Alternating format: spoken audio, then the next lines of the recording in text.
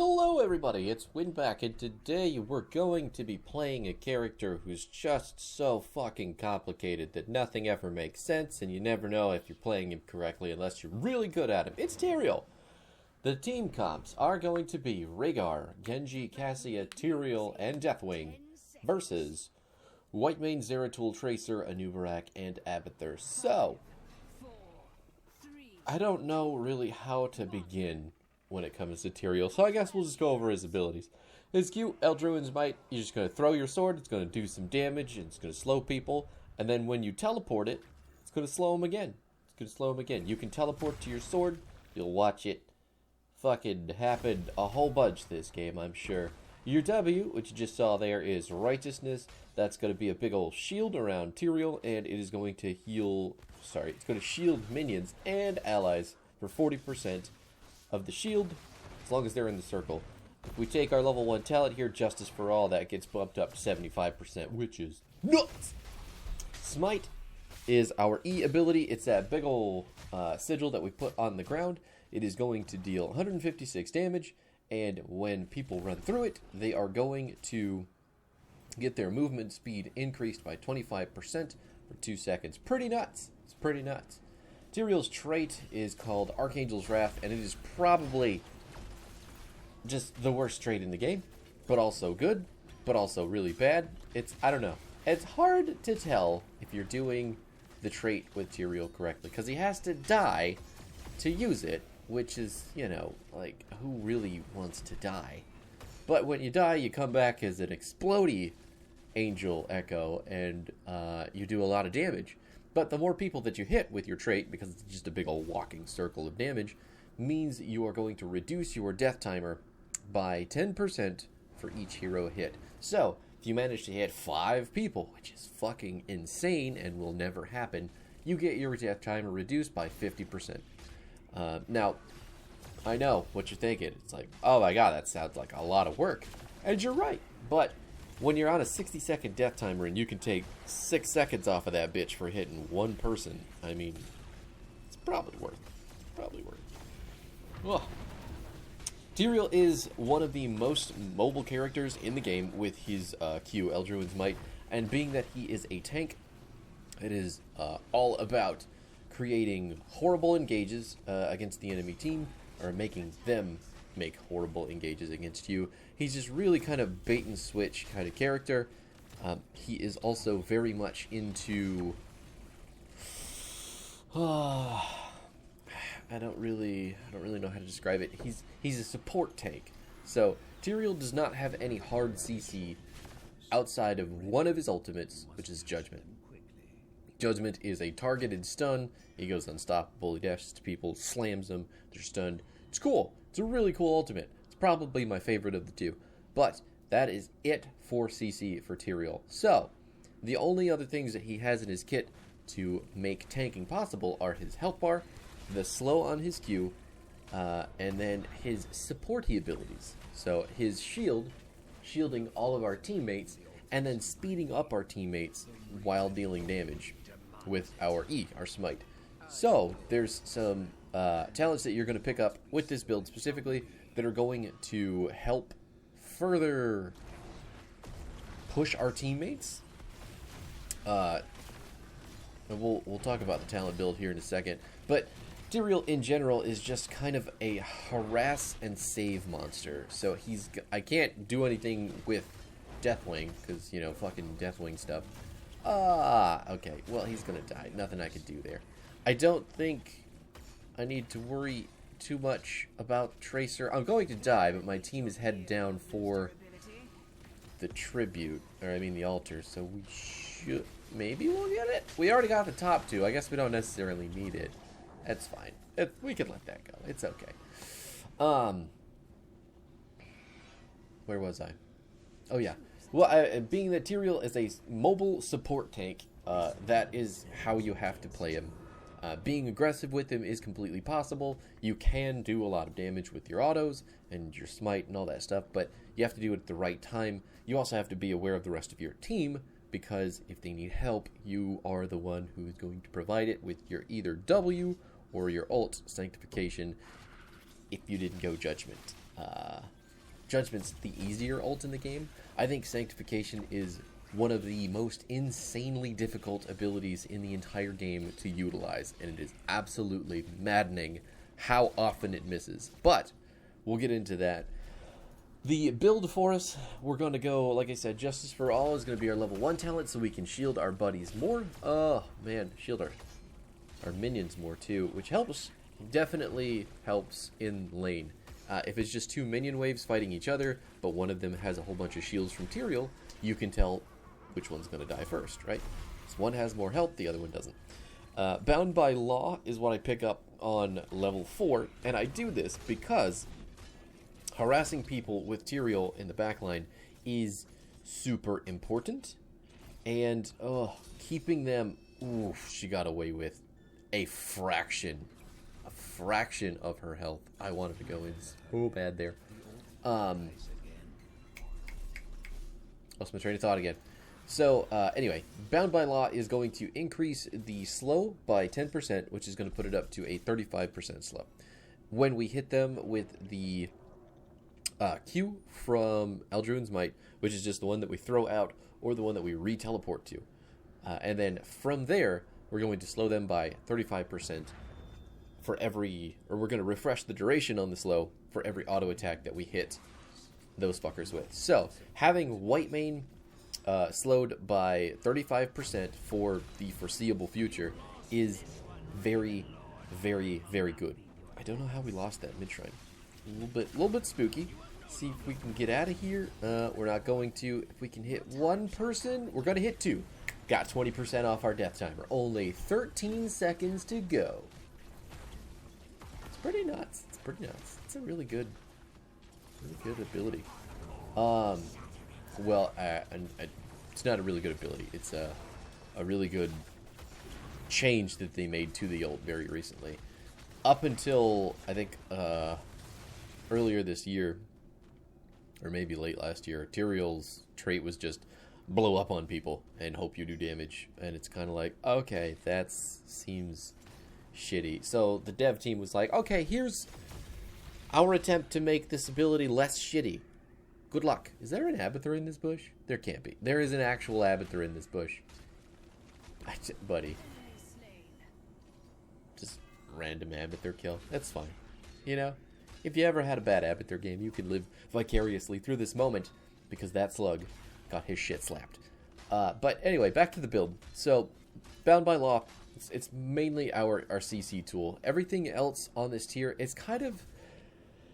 how do I explain it? It's they all improve different things. So if you take Stalwart Angel, you're going to get armor, which is going to make you more tanky when you go in, but you don't get any more, you know, ability to do much beyond that. You're just making yourself tankier, so hopefully you can make things happen with more health, right? Bound by Law is you don't get any more tanky, you don't get any more healing, but you get more CC and you get to be more aggressive on specific low mobility targets that you want to hit. Divine Vigor is all about the healing, and again, it's auto attacks here. So both Bound by Law and Divine Vigor are about your auto attacks, but Divine Vigor is going to heal you. So it's very difficult to make the decision sometimes. Like you'll think, oh my god, I need to be more tanky, but in actuality, you'll need more CC, or oh my god, I need to heal more, but it doesn't matter because reasons, right?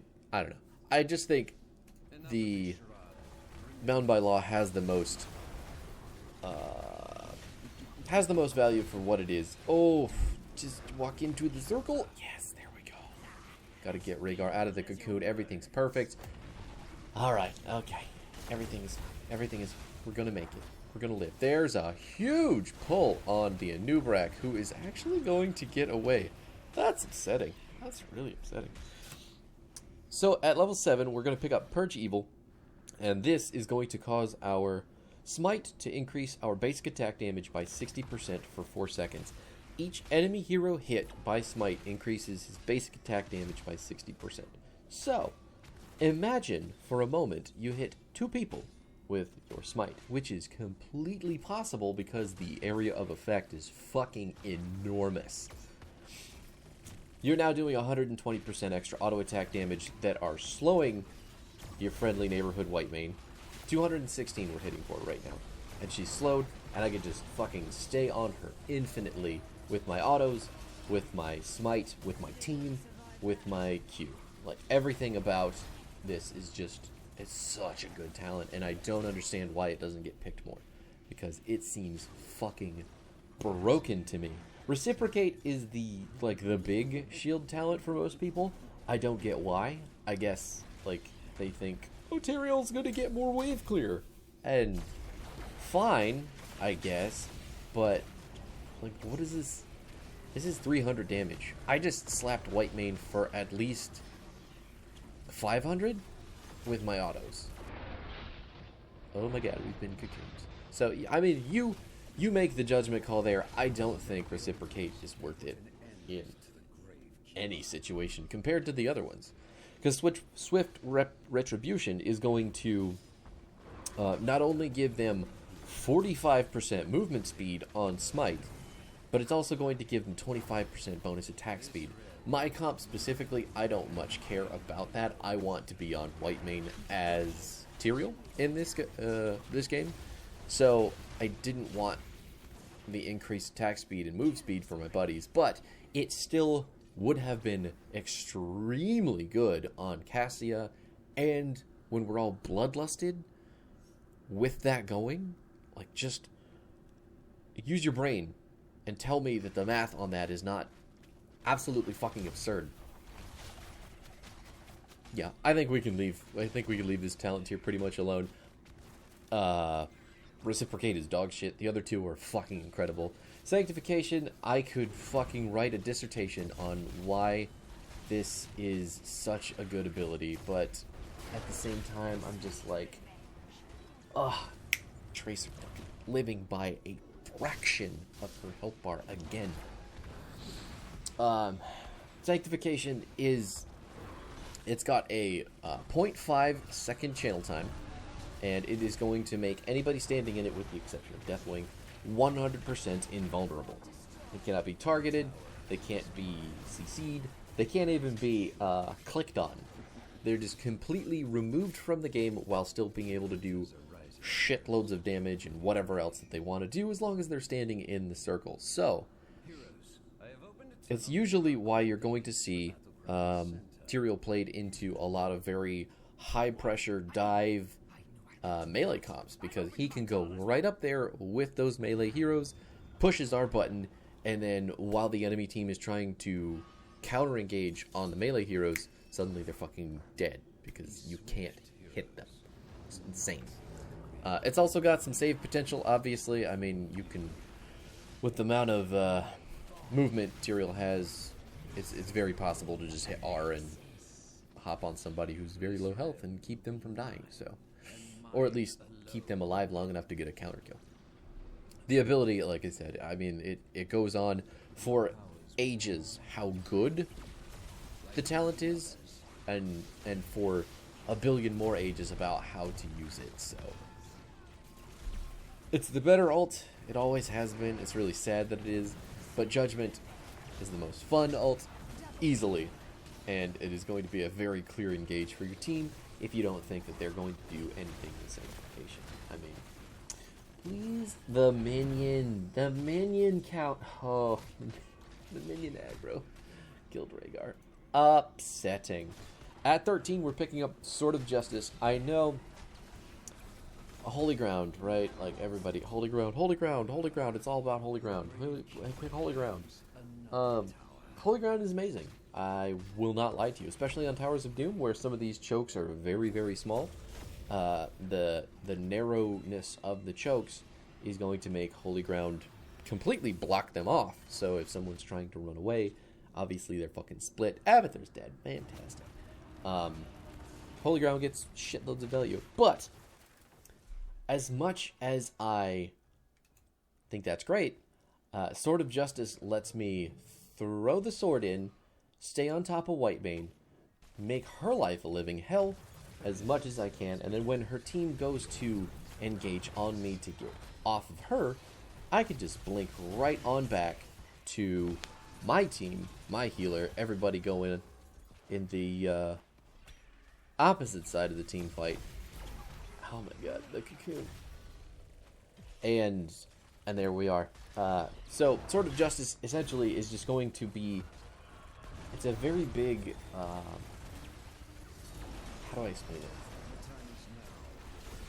it? It's your ability to tank without losing a lot of health. So when you use Sword of Justice, you're baiting the enemy team into using a lot of cooldowns because you're on a high priority target in their backline, like their white main, and they need to pay attention to you. If they don't do that, you get the white main kill. If they do that, you just pop right on back to your team and then continue the fight like normal. It's such a good talent for forcing the enemy team to make mistakes, and I think it gets overshadowed far too much by the Holy Ground talent. So go with your preference at the end of the day, but I think they're both very, very much pickable. I think each of them has a very, very strong case to be made. Law and Order is specifically for kind of bruiser Tyrael, so I'm not going to get too hard into that ability. It's a 16, or it's a 13 talent, so I mean, it's mainly, what is it? Yeah, the shield and your smite just kind of synergize a bit more with the talent. Not super sold on it.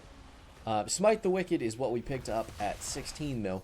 Typically, you're going to take Horadric Reforging, especially if you take Holy Ground or Sword of Justice, because you're going to reduce the cooldown on those two abilities like fucking mad.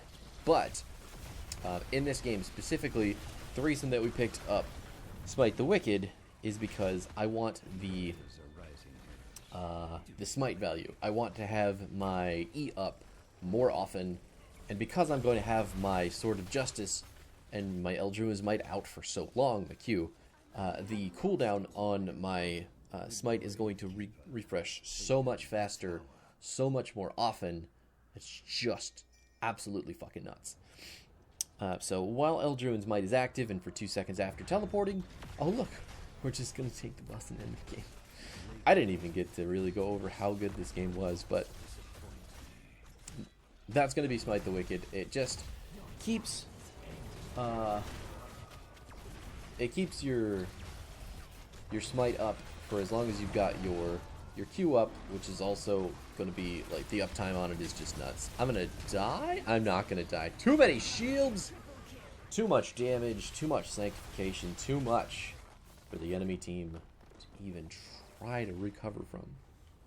At level 20, not that we were level 20 for very long, but I did pick up Seal of Eldruin, mainly because I just wanted more attack speed to get the smites and the